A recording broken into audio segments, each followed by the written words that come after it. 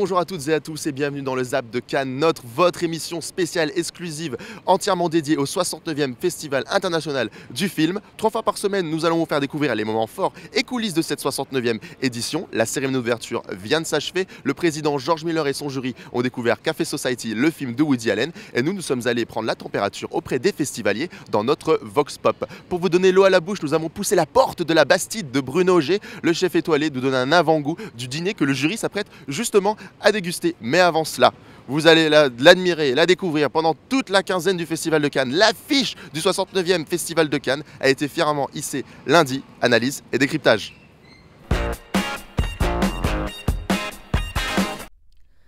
Déroulée lundi sur la façade du Palais des Congrès, l'affiche du 69e Festival de Cannes éblouit désormais les festivaliers.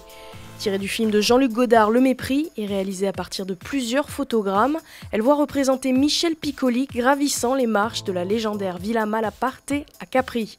Un choix symbolique qui rend hommage à la Méditerranée et aux célèbres 24 marches de la capitale du 7e art. Bien loin des portraits de Marilyn Monroe ou Faye Dunaway, l'affiche 2016 laisse place à la mer et l'horizon. On a pris un photogramme du Mépris de Jean-Luc Godard, parce que c'est l'un des plus grands films de l'histoire du cinéma, mais parce que c'est une montée de marche, les marches de la Villa de Malaparte à Capri, petit clin d'œil à l'Italie, à Michel Piccoli, et puis aussi à cette mer Méditerranée qui est la nôtre. On la voit beaucoup à Cannes parce qu'on est enfermé dans les salles et de temps en temps il faut prendre 3 minutes pour regarder cette mer qui est une mer éternelle, le berceau des civilisations. Si pendant 12 jours on va voir le monde sur les écrans, le monde est là, le monde nous entoure et on ne l'oublie pas. Je pense que c'est une affiche assez engagée. Une des idées qui m'est venue en la voyant pour la première fois, je pensais non pas au Mépris mais à Pierrot le Fou. Quand Pierrot le Fou est sorti, des journalistes ou des critiques ont dit à Godard « mais il y a beaucoup de sang ». Et Godard a répondu « non, pas du sang, du rouge ». Et là je pourrais dire à propos de cette affiche et du Mépris, pas le soleil, non, du jaune.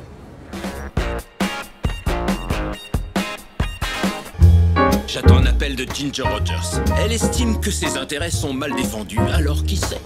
Phil, c'est Rose. Rose? Ta sœur.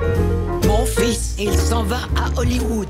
Ça se passe dans le milieu cinématographique, à l'époque des années 40.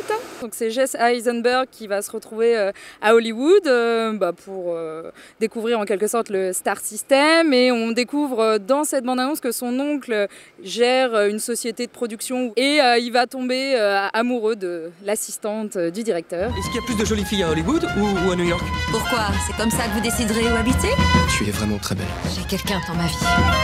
C'est la découverte d'Hollywood en fait, à travers les acteurs, mais aussi les actrices. Je pense que le stéréotype de base est resté le même et c'est la raison pour laquelle les gens veulent toujours aller à Hollywood chaque année et que Los Angeles est donc une révélation pour tous. Vous ne m'essayez même pas? Franchement, je me sens tellement seul que je me serais contenté de discuter, mais là je suis trop fatigué même pour ça.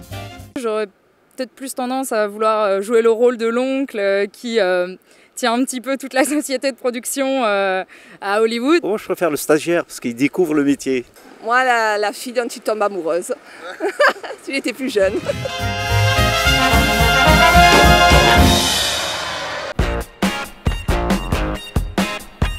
Bruno, on vous reçoit car vous préparez le dîner pour le gala d'ouverture pour le jury du Festival de Cannes. Et c'est la 6e fois consécutive. Alors pourquoi accepter cette tâche ?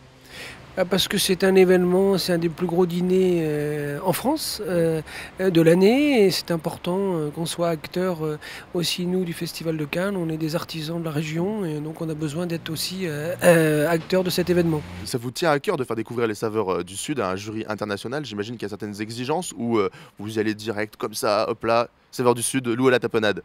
Non, mais si vous voulez, je pense que le Festival du film est un des plus grands festivals internationaux du monde, du cinéma. Donc la grande cuisine française a sa place auprès du cinéma. Et aussi notre démarche déjà est tout simplement bien faire à manger et de défendre l'image de la grande gastronomie française. Est-ce qu'on pourrait avoir, alors on sait que c'est secret, mais peut-être un avant-goût du menu de ce soir?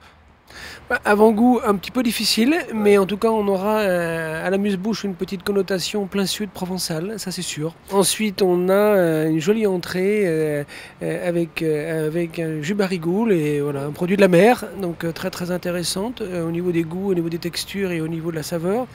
Et puis ensuite un joli plat noble, mais pas spécialement avec une pièce noble, mais qui a une cuisson très longue, 24 heures, et ensuite un dessert avec des fruits de saison. Alors beaucoup d'indices, alors à vous de découvrir quel est le menu pour l'instant.